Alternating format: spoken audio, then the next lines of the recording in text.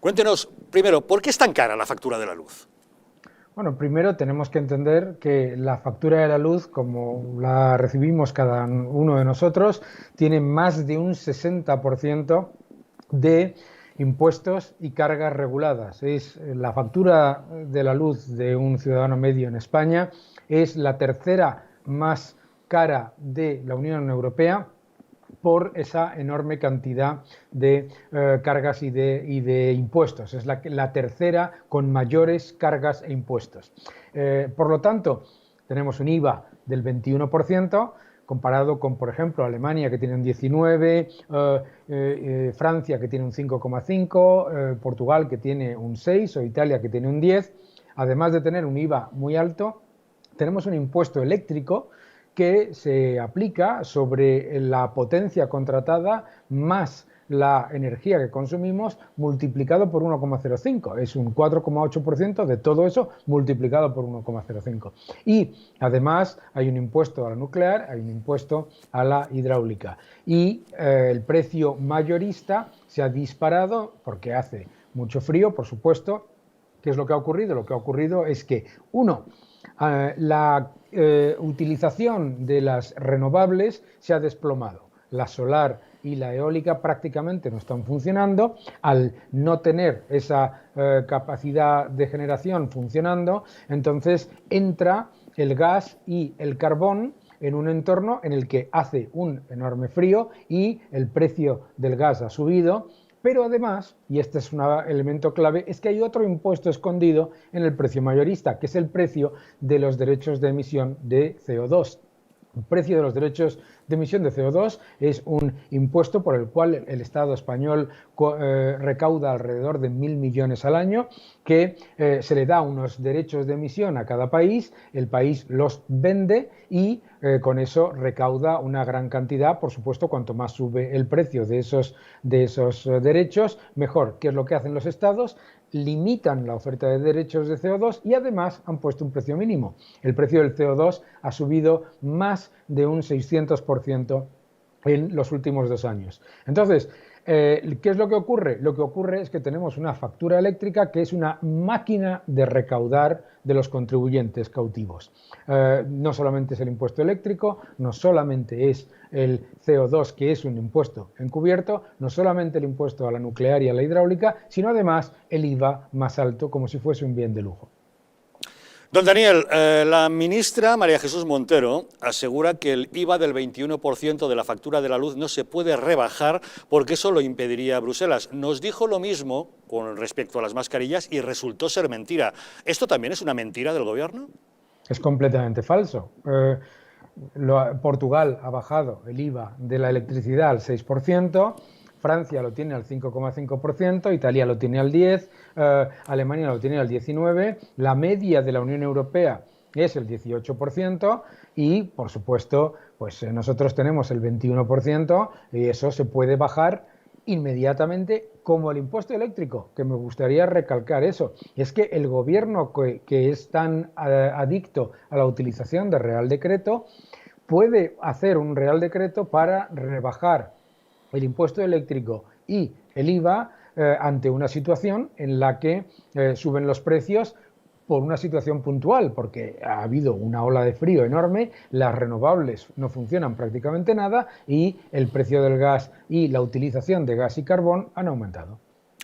La ministra María Jesús Montero también asegura que esta subida del precio de la electricidad es meramente coyuntural debido a la ola de frío, a este incremento en la demanda energética, pero que desde que ellos llegaron al gobierno esa factura de la luz no hace más que bajar. ¿Es eso cierto? Bueno, el precio es que es muy importante lo que acaba de mencionar. Están constantemente utilizando, equiparando factura de la luz, que es lo que nosotros pagamos, cada uno de nosotros como consumidores, con el precio mayorista, que es un porcentaje muy pequeño de la luz que pagamos. El precio mayorista, que es el componente de energía de la factura, que como decía antes es menos del 40% del total de lo que pagamos, es verdad que ha bajado mucho, pero la razón por la que ha bajado mucho es precisamente por lo que Unidas Podemos y Equo y todo esto quieren atacar, que es porque tenemos un sistema marginalista en el que la competencia ha hecho que las empresas hayan reducido el precio en el mercado mayorista cuando aumenta la utilización de renovables, cuando aumenta la disponibilidad hidráulica, nuclear y de gas, y por lo tanto hay una oferta amplia y además barata. Es verdad, pero no tiene absolutamente nada que ver con el gobierno. Esto es un efecto completa y absolutamente aislado, y además debemos recordar que la razón por la que ha bajado ese precio mayorista durante todo ese periodo, pero en un entorno en el que se disparaba el precio del CO2, que en eso sí tiene el gobierno mucho que ver, que es el que recauda y el que vende esos derechos de emisión. Por lo tanto, es verdad que ha bajado el precio mayorista, pero no es verdad que haya bajado la factura de la luz que pagamos nosotros. ¿Por qué? Porque como repetía antes, el impuesto eléctrico y el IVA funcionan el uno sobre el otro. Y entonces el impuesto eléctrico, además de multiplicarse por encima del 1,05, por encima de la suma de la potencia más el consumo, es decir, cuanto más consumes, más recauda el Estado, sino que además se le aplica después el 21% de IVA. Y cualquiera de los ciudadanos que nos esté escuchando sabe perfectamente, o viendo, sabe perfectamente que su recibo de la luz no ha bajado un 30% cuando el gobierno estaba el Ejecutivo, desde que el Ejecutivo está en el gobierno. Eso es un efecto de una parte pequeña, el resto no lo hemos visto. Y un detalle más, don Daniel, ¿cuál debería ser nuestra apuesta, el mix energético adecuado para España? Hombre, un mix energético tiene que responder a dos retos. El primero tiene que ser competitivo y el segundo es garantizar el suministro. Si tú aumentas dramáticamente el porcentaje de energías renovables que son intermitentes y además muy volátiles, obviamente necesitas tener un respaldo de gas natural para que no te encuentres con lo que hubiera pasado si se hubiese implementado el mix ideológico que quería implementar Podemos ahora, ¿no? Imaginaos, por ejemplo, que ahora mismo tuviésemos el mix en el que se hubiera eliminado la nuclear y el gas como quería Podemos a favor de las renovables, y el factor de utilización de la eólica cae al 15%, no cae un 15%, cae al 15%, y el de la solar al 5%. Tendríamos cortes de luz en toda España y los precios disparados, porque por supuesto no casaría la demanda con la oferta. Entonces, disparados mucho más. Entonces, ¿qué necesitamos? Necesitamos un mix equilibrado, un mix limpio y un mix que a la vez sea sostenible y estable. Eso necesita que las renovables tengan respaldo de la nuclear y del gas natural, necesita que tengamos energías de base, la hidráulica y la nuclear son esenciales en ese entorno, y por supuesto lo que necesita es que tengamos un gobierno que no tenga objetivos ideológicos y de demonizar tecnologías por razones completamente espurias, sino simplemente de garantizarle el suministro a los ciudadanos. Porque lo que no nos podemos permitir es un entorno en el que se dispare la factura porque se tengan que generar muchísima sobrecapacidad de eólica y solar para que no haya cortes de suministro cuando funcionan al 15%. Claro, es como una especie de burbuja inmobiliaria, no tiene ningún sentido. Por lo tanto, mientras se va avanzando en la transición energética, tenemos que tener un mix que cumpla con esos objetivos. Y para que los cumpla necesitamos hidráulica, necesitamos gas natural y necesitamos, por supuesto, nuclear. Lo que ocurre con la subida del precio de la luz es que el mayor beneficiado, con muchísima diferencia, es el Estado.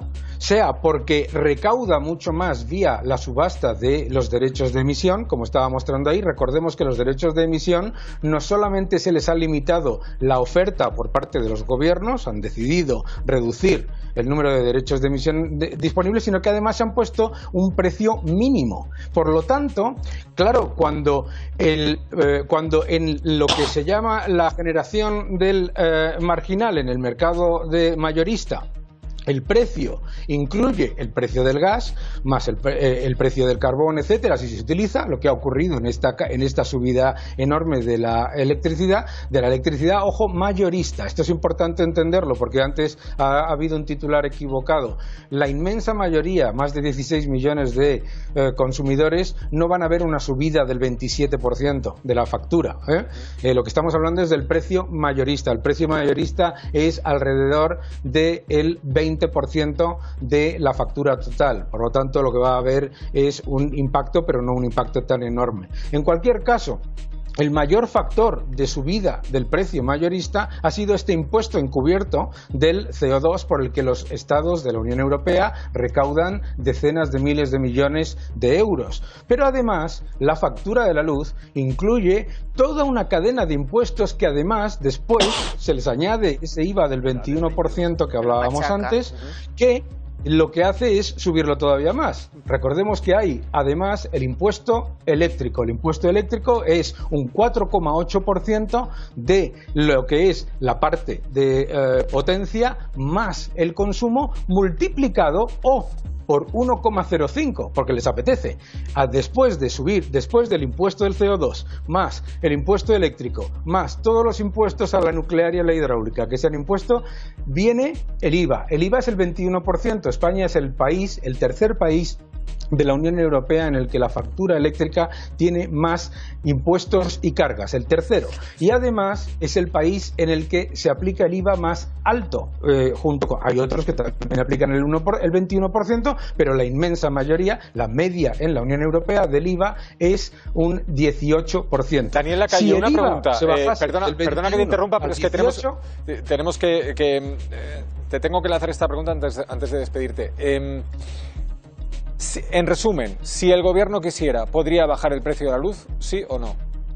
Los impuestos. Claramente. Claro. Si el gobierno quiere, puede bajar el precio de la luz mucho más de lo que ha subido por el término de energía, por una cuestión, que en eso tiene razón el gobierno, puntual, que es la de la subida por el frío y porque no existe, hay muy baja utilización de renovables. Claro, se cae hasta un factor de carga de menos del 17% de la energía eólica y mucho menor todavía de la energía solar, pues eso se tiene que compensar y por eso no hemos tenido cortes de luz. En resumen, si no baja el precio de la luz es porque el gobierno no quiere.